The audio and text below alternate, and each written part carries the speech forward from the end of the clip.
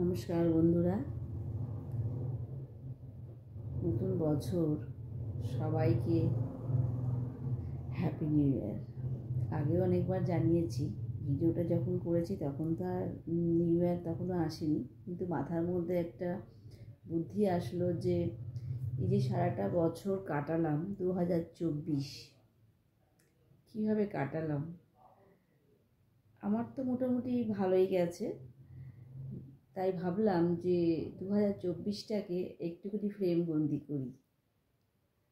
তাই সারা বছরে কি করেছি কি না করেছি পুরোটা নিয়ে একটা ভিডিও তৈরি করেছি বন্ধুরা, যেটা আপনাদেরকে আমি দেখাতে চাই। আমার স্মৃতি হিসাবেও থাকবে আমার জীবনে। আবার এটাও ভাবলাম যে একবার রিয়েলাইজ তো করি সারাটা বছর কি কি করলাম। তবে 2024 এই হবে, আমার তো খুবই ভালো গেছে, তাই ভাবলাম যে ফেলে রাখা স্মৃতিগুলোকে একটু ফ্রেমবন্দি করি, দেখি কেমন লাগে।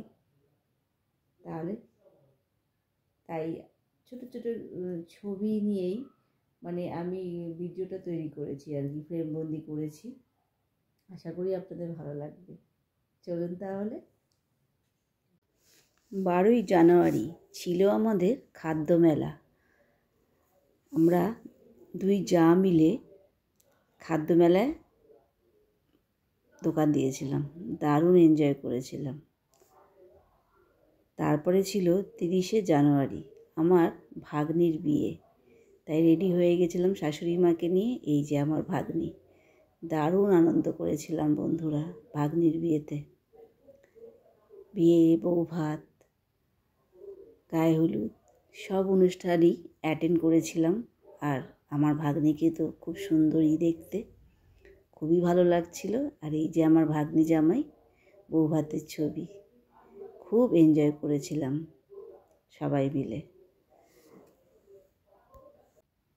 তারপরে 12ই জুন জামাই ষষ্ঠীতে আমাদের যাওয়া, ম্যাচিং করে করে ড্রেস পরা, মায়ের হাতে বাবা চলে যাওয়ার পরে ফোঁটা নেওয়ার আনন্দটাই আলাদা। তারপরে ছিল বোনের অ্যানিভার্সারিতে যাওয়া, খুব এনজয় করেছিলাম বন্ধুরা। 12ই জুলাই আমার বান্ধবীর মেয়ের বিয়ে ছিল, খুব আনন্দ করেছি। এই যে আমার বান্ধবীর মেয়ে, এত আনন্দ করেছি বান্ধবীর মেয়ের বিয়েতে যে বলার না। ওর বাবা নেই, কিন্তু খুব সুন্দর ওর বাড়ির লোকেরা সবাই মিলে দাঁড়িয়ে ওর বিয়ে দিয়েছিল। 31শে জুলাই আমরা সব বান্ধবীরা মিলে তারকেশ্বর গেছিলাম বন্ধুরা, সেখানেও ভীষণ এনজয় করেছিলাম। তারপরে 2রা আগস্ট ছেলেকে নিয়ে শপিং করতে গেছিলাম। ও 4th আগস্ট ঘুরতে গেছিল স্কুল থেকে দিল্লি, রাজস্থান। আর 4ঠা আগস্ট আমরা দুজনে একা। 4ঠা আগস্ট আর 6ই আগস্ট আমরা বেরিয়েছিলাম রাঁচির উদ্দেশ্যে। অনেকেই গেছিলাম, সব হাজব্যান্ড ওয়াইফরাই গেছিলাম। এই যে সব বান্ধবীদের সঙ্গে খুব এনজয় করেছিলাম। রাঁচি শহরটা সত্যি আমার খুব ভালো লেগেছিল। সেখানে আমাদের অ্যানিভার্সারিও পালন হয়েছিল 7 আগস্ট, খুব আনন্দ করেছিলাম।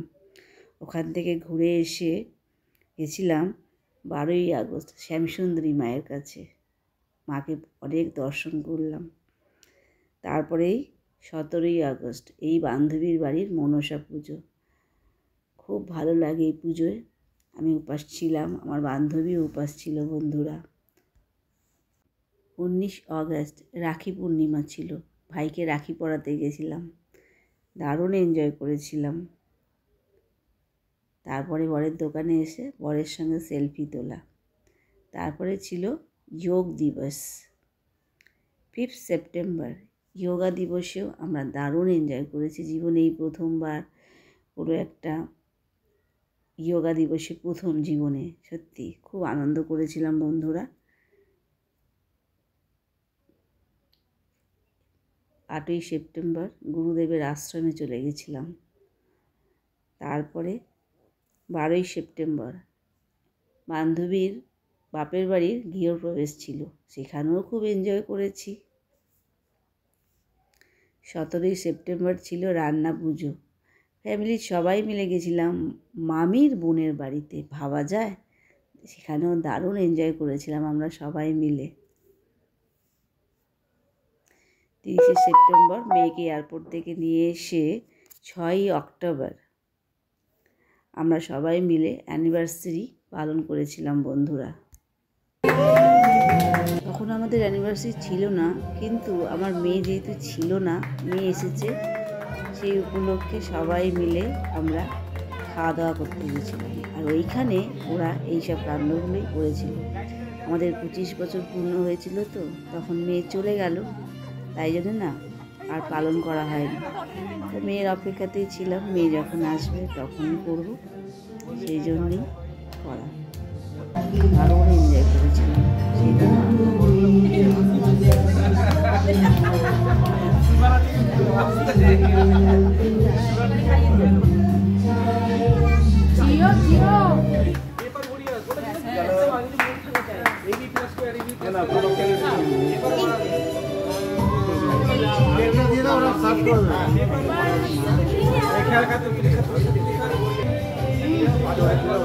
সেই দিনটা সত্যি কোনোদিন ভুলবো না বন্ধুরা। তারপরে 8 অক্টোবর দুর্গাপুজো, মেয়েকে নিয়ে আশ্রমে গেছিলাম, গুরুদেবের আশ্রমে। খুব আনন্দ করেছিলাম। তারপরে তো ঠাকুর দেখতে যাওয়া 12ই অক্টোবর। 9ই অক্টোবর বান্ধবীদের সঙ্গে ঠাকুর দেখতে যাওয়া। খুব ভালো লেগেছিল ঠাকুর দেখে। প্রচণ্ড গরম ছিল ঠিকই, তারপরে তো মাকে বিদায় দেওয়ার পালা। 12ই অক্টোবর মায়ের বিসর্জন। আবার এসো মা, সবাইকে ভালো রেখো, মঙ্গল করো, এই কামনা করি মাকে বরণ করলাম। আমি সবসময় আমাদের পাড়ার ঠাকুরকেই বরণ করি বন্ধুরা, আমি আর কোথাও করি না।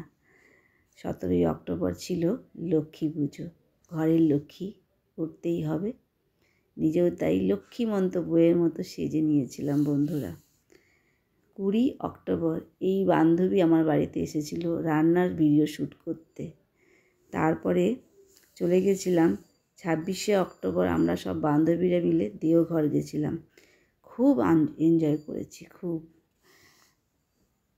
9 নভেম্বর গেছিলাম আবার আমরা শ্যামসুন্দরী মায়ের বাড়িতে, সেখান থেকে ভূতনাথ দর্শন করেছি আমরা, খুব ভালো লেগেছিল। তারপরে তো কালী পুজো, বরের সঙ্গে কালী পুজোয় ঠাকুর দেখতে বেরিয়েছিলাম, জীবনে এই প্রথম বন্ধুরা।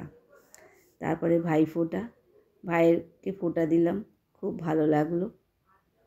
তারপরে কার্তিক পুজো ছিল 16ই নভেম্বর, বাপের বাড়ির কার্তিক পুজো ভাই উদযাপন দিল, সেখানেও খুব আনন্দ করেছি আমরা সবাই মিলে, বাড়ির সবাই ছিলাম, সবাই গেছিলো আমাদের বাড়িতে, খুব আনন্দ হয়েছিল। 1 ডিসেম্বর একজনের বাড়ি কালী পুজোয় গেছিলাম, সেখানেও খুব আনন্দ করেছি। বাড়িতে এসে ছেলে আমার কটা ফটোও তুলে দিয়েছিল, স্মৃতি হিসাবে রেখে দিয়েছি। সবথেকে বড় জীবনের পাওনা হলো 2রা ডিসেম্বর একটা অ্যাওয়ার্ড ফাংশনে গেছিলাম বন্ধুরা। 9 বাংলায় আমার ভাগনা চাকরি করে, সেখান থেকে অ্যাওয়ার্ড ফাংশন হয়েছিল, সেই ফাংশনে আমি কার্ড পেয়েছিলাম। জীবনে খুব ইচ্ছা ছিল যে এরকম একটা ফাংশন যদি দেখতে পাই, সেটাও 2024-এ পূরণ হয়ে গেল। যে TV9 ঘরের বায়োস্কোপে এত আমরা সেলিব্রিটিদের দেখেছি, আর এত ভালো লেগেছে প্রোগ্রামটা, কি বলবো। তার সঙ্গে তো ফটো তোলা, আনন্দ, খাওয়া দাওয়া তো আছেই, তাই না বন্ধুরা? দারুণ এনজয় করেছিলাম। তারপরে ছিল 12ই ডিসেম্বর আমার জন্মদিন। সেই দিন আরেক বান্ধবীর গৃহপ্রবেশও ছিল, সেখানেও দারুণ এনজয় করেছিলাম। 15ই ডিসেম্বর এক বান্ধবীর বাড়িতে সূর্য পুজো ছিল, জীবনেই প্রথম কোনো সূর্য পুজোতে গেলাম, সেখানেও ভালোই আনন্দ করেছি। 17ই ডিসেম্বর এক ননদের বাড়িতে কমলা লেবু দেখার নেমন্তন্ন পেয়েছিলাম। ছোট্ট একটা গাছের মধ্যে কি বড় বড় যে কমলা লেবু ঝুলছে, না দেখলে না বিশ্বাস করা যায় না বন্ধুরা। 19শে ডিসেম্বর এক বান্ধবীর ননদের বাড়ি গেলাম। খুব ভালো লেগেছে ননদের বাড়িতে গিয়ে। মানে কত রকম যে সেই ননদিনীর ছাদ বাগানে এত রকম গাছ, আমরা তো ফটো তুলে গল্প করে আনন্দ করে, আর ননদিনীর ব্যবহার তো দুর্দান্ত, নন্দাই ননদিনীর। খুবই এনজয় করেছিলাম সেই দিনটা। দুঃখও ছিল বান্ধবী তার পরের দিনে হায়দ্রাবাদ চলে যাবে। যাই হোক, গেলে তো আবার আসবেই না, গেলেই তো আসা হয়, তাই না বলুন বন্ধুরা? এই যে সব বান্ধবীরা আমরা খুব ভালোবাসি ঘুরতে ফিরতে। তারপরেই চলে গেছিলাম ভালকি মাচান 21শে ডিসেম্বর। সব বান্ধবী, তাদের বাচ্চা কাচ্চা, আমাদের হাজব্যান্ডরা সবাই মিলে ভালকি মাচান গেলাম 21শে ডিসেম্বর। যেহেতু আমরা নিউ ইয়ারে এবারে কোথাও বেরোতে পারবো না, তাই আগেই ঘুরতে নিয়ে গেছিলো আমার হাজব্যান্ড। ছেলেকে নিয়ে ছবি তুললাম, দারুণ এনজয় করেছি, দারুণ। সব কিছুকে ফ্রেমবন্দি করে রাখতে কে না চায় বলুন? তাই জন্যই ফ্রেমবন্দি করে রাখা বন্ধুরা। দারুণ এনজয় করেছি। জীবন 2024টা সত্যিই আমার খুবই ভালো গেছে। মাঝখানে হয়তো আরও অনেক ঘোরা স্মৃতি তুলে ধরতে পারলাম না আপনাদের কাছে। অনেক মার্চ মাসে গেছিলাম, পুরী গেছিলাম, সেই ছবিও আর খুঁজে পাইনি। যাই হোক, স্মৃতি মনের পাতায় কিছু তো মনে আছে, সেইটাই ভিডিও করলাম আপনাদের কাছে। তারপরে এই যে সব বান্ধবী, আমাদের ছেলেমেয়েরাও সবাই গেছিলাম ঘুরতে। খুব ভালো লেগেছে, খুব মানে স্মৃতি হিসাবে সারা জীবন মনের পাতায় থাকবে এইভাবে। ওখানে গিয়ে আমার ছেলের আবার বেশ পোষ্যপ্রেমী হয়ে গেছিলো, নাহলে এমনিতে খুব ভয় পায়। ফেরার সময় এই যে মহারাজের সঙ্গে দেখা হলো ট্রেনের মধ্যে। 30শে ডিসেম্বর এক বান্ধবীর বাড়ির কালী পুজো ছিল, সেখানেও ভীষণ আনন্দ করেছি সব বান্ধবীরা। হাজব্যান্ডদেরও নেমন্তন্ন ছিল, কিন্তু ওরা তো এত ফটো তোলে না বন্ধুরা, তাই আমরা আমাদের মতো এনজয় করি। খুবই ভালো কাটলো সারাটা বছর, খুবই। এইভাবে যদি প্রতি বছর যায়, সবাইয়ের যেন এইভাবেই যায়, আমি ঠাকুরের কাছে প্রার্থনা করি বন্ধুরা। 31 ডিসেম্বর সব বান্ধবীরা, আমাদের হাজব্যান্ডরা এনজয় করবো বলে একজনের বাড়িতে সবাই জড়ো হয়েছিলাম। খাওয়া দাওয়া আনন্দ প্রচুর করেছি সেই দিনটা। রাত 12টার পরে বাড়ি এসেছি, দারুণ এনজয় করেছি 31 ডিসেম্বরটা। যেই বান্ধবীর বাড়িতে কালী পুজো, সে তো আর আসতে পারলো না। 1 জানুয়ারি মায়ের ভাসান, যেই বান্ধবীর বাড়িতে কালী পুজো হয়েছিল। আবার এসো মা, সবাই ভাসান দিয়ে সিঁদুর খেলেছি, খুব ভালো লেগেছে। প্রতি বছরের প্রথম দিন এত সুন্দর একটা অনুভূতি ভোলার না। সারাটা বছর যেন এইভাবে ভালো যায়। সবাইয়ের মঙ্গল করো মা, সবাইকে ভালো রেখো, এই কামনা করি। এই বলেই আমার ভিডিওটা আমি শেষ করছি। সবাই ভালো থাকবেন, সুস্থ থাকবেন। আর আমার ভিডিওটা কেমন লাগলো প্লিজ কমেন্টস করবেন। Thank you for watching.